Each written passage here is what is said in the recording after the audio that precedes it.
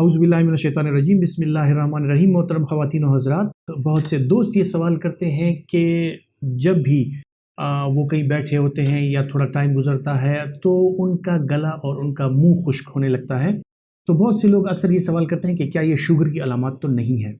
तो मैं आपको बताता हूँ कि गले का सूखना या मुंह का सूख जाना ये किस चीज़ की अलामत है और क्या क्या आपको पॉसिबिलिटीज़ हो सकती हैं और इसका सद्देबाब कैसे किया जाए। और अगर आपका मुंह खुश्क होता है, आपका मुंह या आपका गला आपको खुश्क महसूस होता है, तो आपको किन चीज़ों का ख्याल रखना चाहिए। ख़वातीन और हज़रात, जो गला और मुंह का खुश्क होना है, ये सबसे ज़्यादा जो एक कॉमन चीज़ पाई जाती है वो ये पाई जाती है कि जो लोग माउथ ब्रीदर्स होते हैं, यानी उनकी नाक जो है कंजेशन की वजह से या नाक की हड्डी टेढ़ी होने की वजह से या कोई और ENT प्रॉब्लम्स की वजह से उनकी जो नाक बंद होती है और वो मुंह के जरिए सांस लेते हैं। तो जब वो जाग रहे होते हैं तो वो नाक से भी सांस ले रहे होते हैं, लेकिन जब वो सो जाते हैं खुसूसन रात के वक्त, फिर ये होता है कि उनका मुंह खुला रहता है, उनकी नाक बंद होती है और वो मुंह के जरिए सांस लेते हैं। तो इस वजह से बार बार रात के वक्त उनको जागना पड़ता है, उनकी जबान खुश्क हो जाती है, उनका मुंह खुश्क हो जाता है, उनका गला खुश्क होकर इरिटेशन उनको होने लगती है और उनको खुश्क खांसी आने लगती है।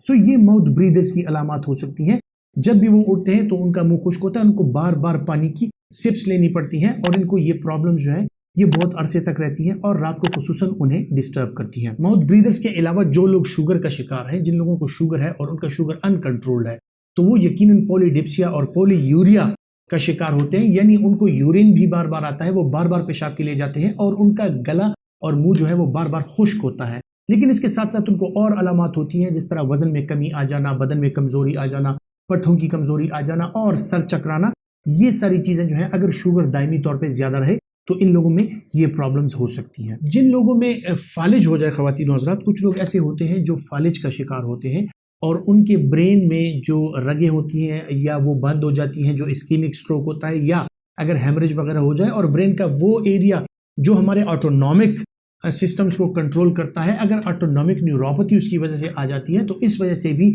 उनकी जो सलाइवेशन है यानी लुआब का बनना जो है वो कम हो जाता है या लुआब की सेक्रीशन जो है उसकी टाइमिंग जो है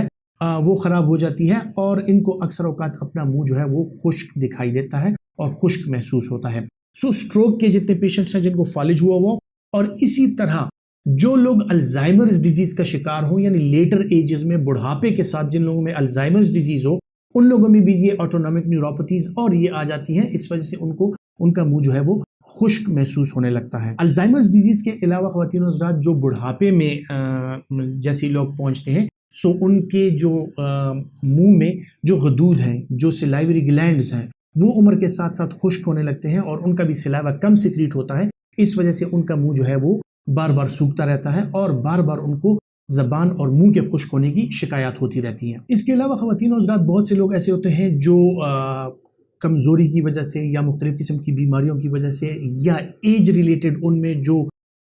इम्यूनिटी में कमी आ जाती है, सो उनमें इम्यूनिटी की कमी की वजह से जो इम्यूनो कम्प्रोमाइज लोग होते हैं, इन लोगों में मुंह के फंगल इन्फेक्शंस हो जाते हैं, ज़बान के और छाले पड़ जाते हैं और इसी तरह जो मसूड़े हैं या गला है उसके फंगल इन्फेक्शंस हो जाते हैं या ओरल थ्रश हो जाता है। इसके बाद भी उनको मुंह जो है वो खुश्क महसूस होने लगता है। और खुसूसन वो लोग जो कुछ दवाइयों का इस्तेमाल कर रहे हैं, जिनमें एंटीसाइकोटिक ड्रग्स शामिल हैं, जिनमें एंटी डिप्रेसेंट ड्रग्स शामिल हैं, जिसमें जो है तो ऐसी ड्रग्स शामिल हैं जो कि वो मुख्तलिफ़ किस्म की अलामात के लिए ले रहे हैं। सो मुख्तलिफ़ किस्म की ड्रग्स, खुसूसन ट्राईसाइक्लिक एंटी डिप्रेसेंट्स, और इनके साथ भी इनको मुंह के खुश्क होने की और इस तरह की और अलामात हो सकती हैं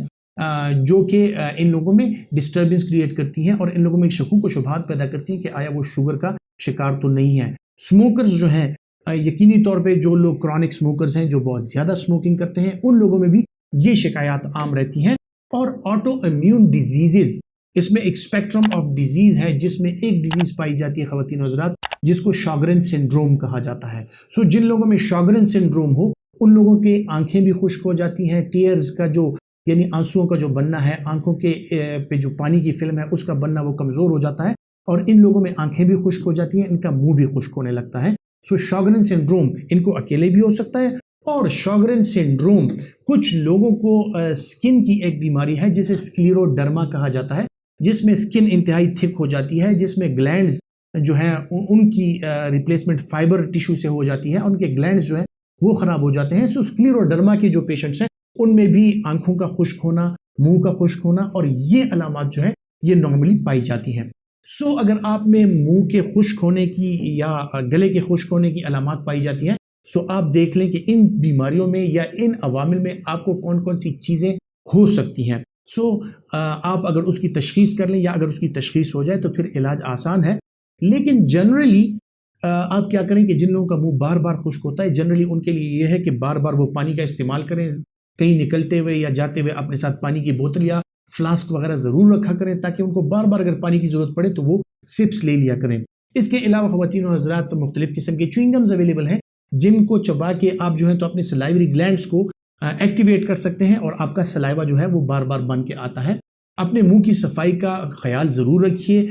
दिन में 3-4 मरतबा मसवाक कीजिए और सुबह शाम जो है या रात को सोते वक्त ब्रश ज़रूर किया कीजिए। अपने मुंह की सफाई का ख्याल रखें। और इसके अलावा जो है मुख्तलिफ़ किस्म की लोजेंजेस अवेलेबल हैं जिनको चबा के या जिनको मुंह में रख के, जिनका इस्तेमाल करके आप जो है तो अपनी सलाइवेशन बढ़ा सकते हैं और आपके मुंह के खुश्क होने की जो आपको अलामात होती हैं वो कम से कम आपको फील होती हैं। जो लोग इम्यूनो कम्प्रोमाइज्ड हैं उनको ओरल थ्रश वगैरह होते हैं, वो एंटी फंगल वगैरह का इस्तेमाल कर सकते हैं जिसमें लोजेंजेस भी अवेलेबल हैं। मुख्तलिफ़ किस्म की क्रीम्स, मुख्तलिफ़ किस्म के ड्रॉप्स अवेलेबल हैं जिनका इस्तेमाल करके वो इस मुसीबत से छुटकारा पा सकते हैं। लेकिन जनरली जो है वो आप सेलाइन गार्गल्स करके, यानी पानी में थोड़ा सा नमक डाल के और उसके गरारे कर सकते हैं, ताकि आपका मुंह जो है वो साफ भी रहे और आपका मुंह खुश्क होने की जो आपको शिकायत रहती है वो आपको कम से कम फील हो। इसके अलावा जो सिट्रस फ्रूट्स हैं जिनमें संतरे वगैरह, माल्टा, कीनू, खुसूसन लीमू का इस्तेमाल जो है वो आपके लिए फ़ायदेमंद साबित हो सकता है। और